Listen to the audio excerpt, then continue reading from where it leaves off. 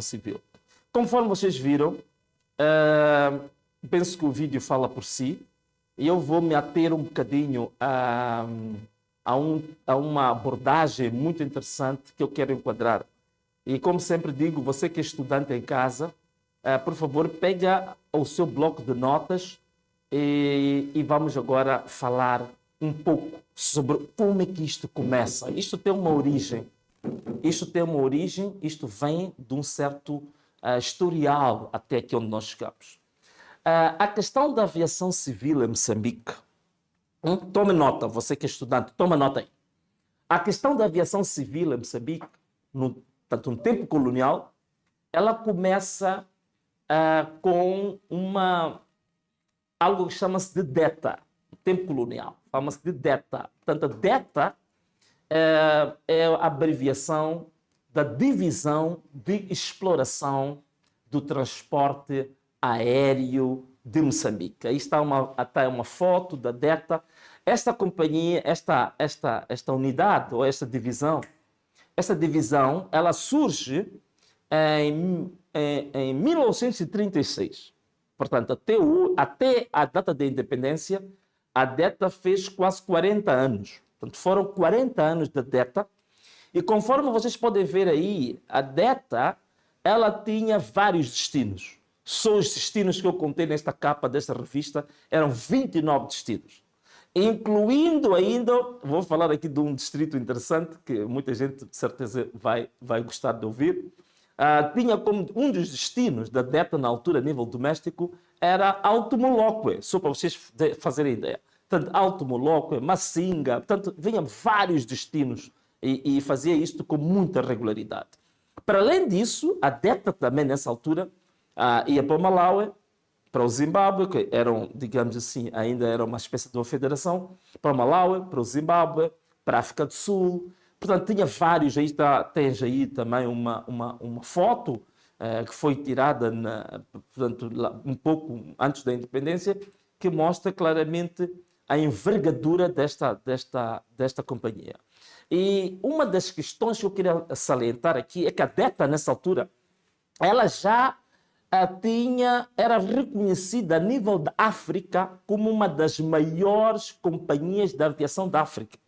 E só a infraestrutura que nós tínhamos, portanto, os aeroportos que nós tínhamos em Moçambique, em Moçambique foram construídos muitos aeroportos. Porquê? Porque havia limitação em termos de transitabilidade de via terrestre. Então, o que aconteceu é que, no tempo colonial, foram obrigados a fazer vários aeroportos.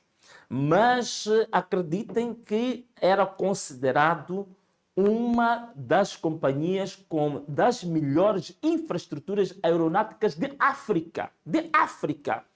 E não era só a nível africano. A formação de pilotos que havia nessa altura era das melhores formações que nós tínhamos a nível do mundo. Portanto, só para vocês terem uma ideia, depois da independência, em 1975, muitos dos pilotos da DETA foram contratados para grandes companhias em 1975. Por exemplo, a Singapura, quando decidiu ter a sua companhia de bandeira nacional, que era a Singapura Airlines, contratou vários pilotos, lançou um concurso internacional para contratar pilotos.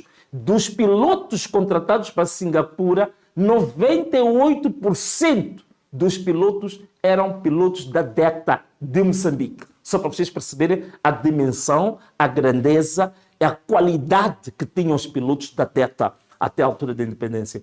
Por exemplo, também saíram vários pilotos da própria DETA, mesmo depois da independência de Moçambique, que foram para a Emirates, foram para o Qatar, foram para várias companhias de grande gabarito a nível internacional. Portanto, agora, vamos lá ver o que aconteceu no período da independência nacional. Na independência nacional, nós, como vocês sabem, era DETA LAM, só em 1980 é que a DETA converte-se nas linhas aéreas de Moçambique. Um dos marcos importantíssimos que nós temos depois da independência nacional é o famoso DC-10. Uma aeronave, esta aeronave aqui, muito famosa, muito conhecida. Eu, particularmente, vivia perto dos aeroportos e da minha casa, a casa dos meus pais, nós quase que conhecíamos os horários em que o DC-10 ia chegar ao aeroporto de Mavalane. Portanto, foi uma grande aeronave que fez, digamos, muito sucesso. Fazia viagens de Maputo para Paris, Maputo para Lisboa, Maputo para vários destinos da Europa a partir do DC-10. E é importante explicarmos aqui uma coisa extremamente interessante. O DC-10 ele foi resultado de uma operação. Por isso que eu estou a falar de história, que é para vocês perceberem os erros que foram cometidos hoje e alguns dos quais já há mais de 50 anos já se tinha descoberto a fórmula para não se cometer esses erros.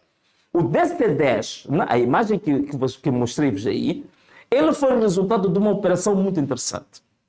O DC-10 foi uma operação de leasing. Portanto, o leasing, não temos muito tempo para explicar aqui, mas o leasing normalmente é uma operação em que o bem que você quer comprar junto ao banco fica no nome do banco até o prazo que vai durar o contrato.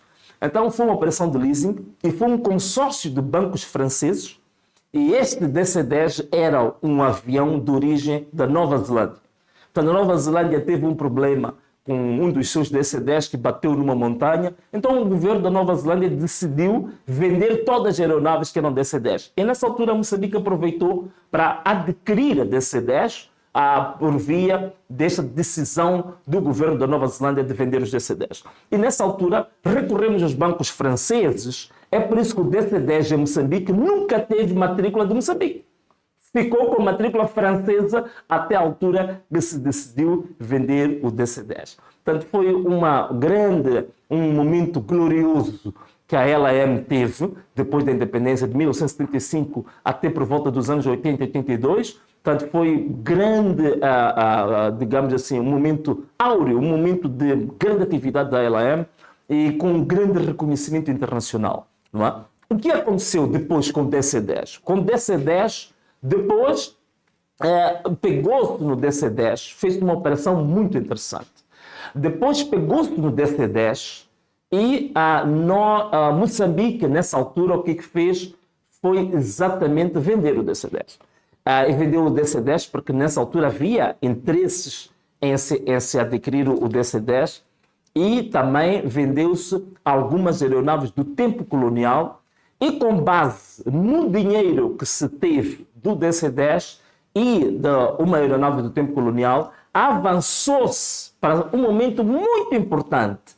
São os famosos Boeing 767. Está aí um dos Boeing 767. Portanto, nós adquirimos 2 Boeings na altura, 767, foram aviões de grande envergadura, mas estes Boeing 777, aqui começa o primeiro erro de gestão. Eram 2 Boeings de grande envergadura. Eu vos falei que o DC-10 foi adquirido via leasing, de uma operação de leasing com bancos franceses. No Boeing